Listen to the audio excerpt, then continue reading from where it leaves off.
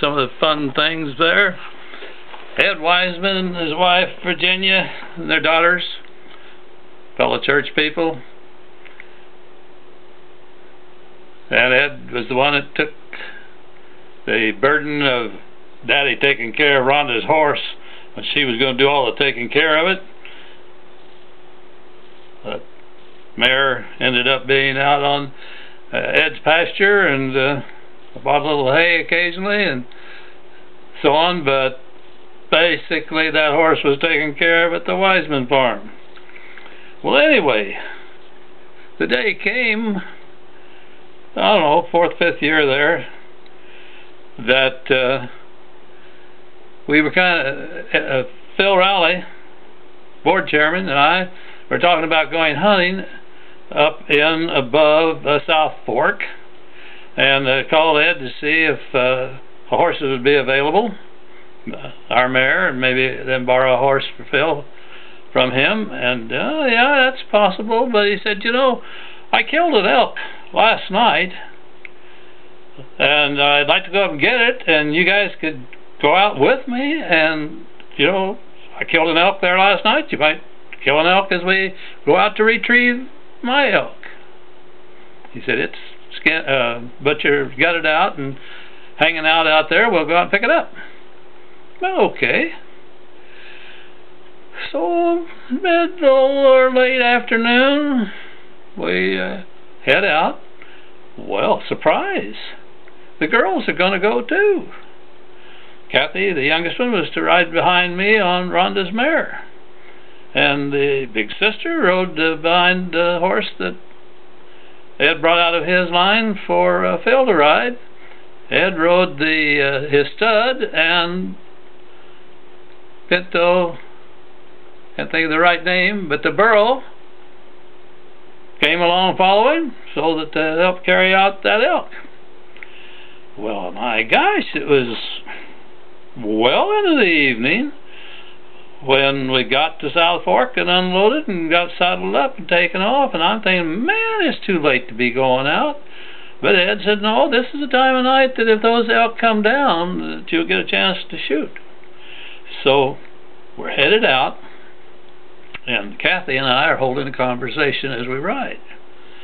And I say, you know, it's pretty late. Yeah, she said, but Dad said he did leave till this time of night, about 4:30. and walked in and killed his elk. So surely with the horses, we don't need to worry about a timeline. No, Kathy, good point, good point. Well, you know, we are riding and moving along through snow. Snow was pretty deep. No, you know, me, it would have probably been knee deep. Didn't seem to bother the horses much. But we're moving out, and it's starting to get dark. And I'm thinking, this is crazy. Then it does get dark, and I think this is really crazy. And I say to Kathy, I don't think we're going to find that elk. She said, listen, my dad is part Indian, and he will find that elk. So there, Mr. Riggs, you don't have to be concerned about one part of this hunt. My dad will find that elk. Well, he did. It was way past dark. I don't know, 8:30 at night, and you know, in the fall, it gets dark pretty early. It had been dark an hour or more before we found the mountain that he said, whoops, I think it's this mountain. You guys stay right here. And he goes down, yep, here it is. So we work our way down the mountain. The burro got tired of the whole thing and quit following. So I say, Ed, do you want me to backtrack and find the burro? No, he said, you'd get lost. I would have too. So he's going back to get the burro. Pinto seems to be, that's not quite right. That's the name that keeps coming into my mind for that burro.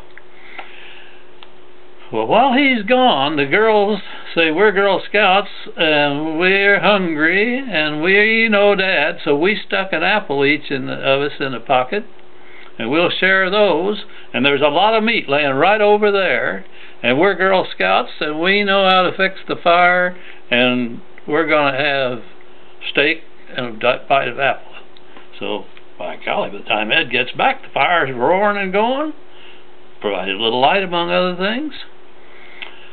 And, just like the girl said, they ended up cooking us a pretty decent meal.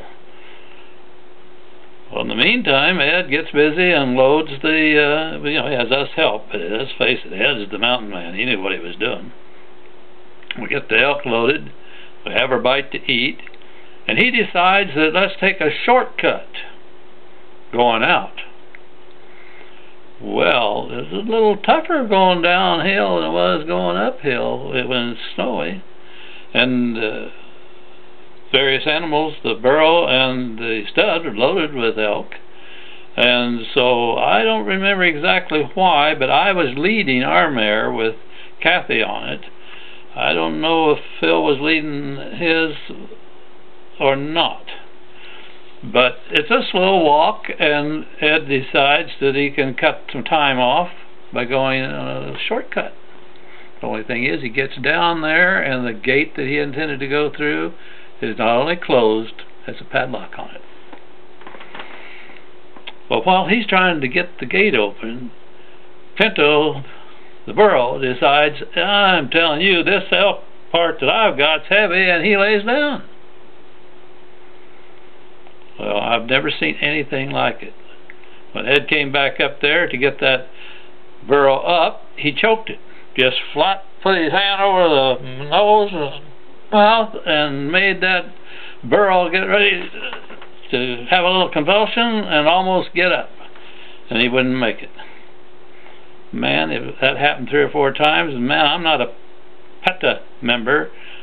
I'm not really concerned about animal abuse, but I got to where I felt, wait a dadgum minute, this is abuse of an animal. So I'm saying, Ed, let's unload it. You let the animal get up and reload it. Nope. Well, he's getting tired and frustrated. The burro's tired and frustrated. Phil and I are trying to help the burro get up when Ed would choke it. Ed goes down the hill a little ways where the stream is, and you can hear him to drink. That burro's ears went ching.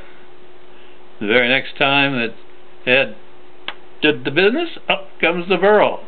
That burro is a lot smarter and a lot more stubborn than I had any idea. Well, we got in at about 3 o'clock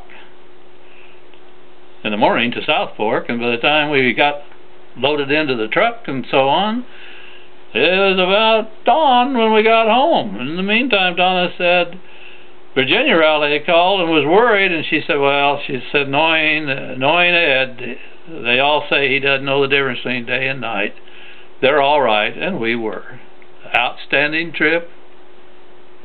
You couldn't pay for an experience like it. Wouldn't particularly want to do it again.